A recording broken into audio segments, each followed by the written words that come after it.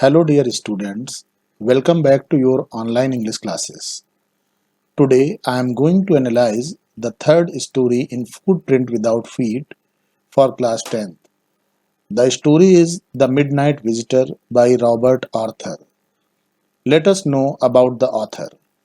He is a famous American writer of speculative fiction with the Mysteries Travelers radio series and for writing The Three Investigators. He was honored twice by the Mystery Writers of America. He wrote a number of mystery books for children. The story, The Midnight Visitor, is all about a secret agent named Ossible, and as the title of the story suggests, the entire action takes place from late evening till midnight. Ossible is a fat man with short height and thick accent.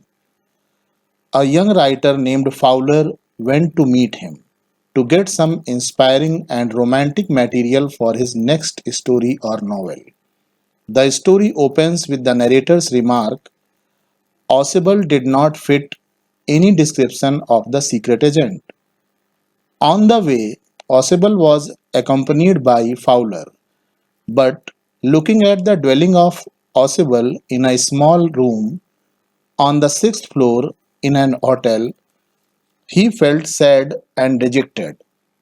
Ossible affirmed that the young writer must be highly disappointed to see an unassuming person as a secret agent. Then Fowler realized that Ossible is exactly the opposite of what he had imagined about him. At this point in the story, Ossible told Fowler that he had had a wrong idea and very soon he would be looking at a very important report of missiles that would certainly change the entire country's future. Soon, they found themselves standing at the threshold of a very small room. On their entry in the hotel room, they found Max, another secret agent and rival to Ossible, with a gun, aiming at Ossible in the room. Max had a fox like face. He was slender, a little less than tall.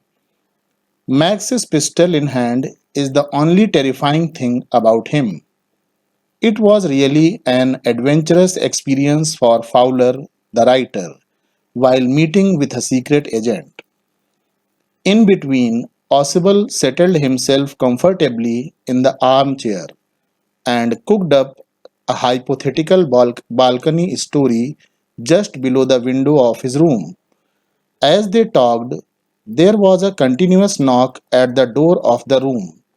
Ossible, using his wit and great presence of mind, made his gesture in such a way as to convince Max about arrival of police to check him and his room on a regular basis. Now, Max, pointing his pistol to both of them, that is Fowler and Ossible, said that he would be waiting in the balcony and during this time Ossible should send away the police back, otherwise he would shoot them. As soon as the handle knob of the door turned loudly, Max jumped out of the window and they heard a loud scream. The door opened and a waiter came in. The waiter said that he had brought the wine Ossible had ordered and he kept it with two glasses on the table and got out. Fowler was surprised happening all this in the hotel room. He became curious about the police. Ossible told him that there was no police. Fowler further inquired about Max, waiting outside the balcony window. Ossible promptly replied that Max would never return as there was no balcony and he must have died till now. So, in this way, Ossible, using his wit and common sense, not only saved his own life but the life of Fowler, his friend and writer.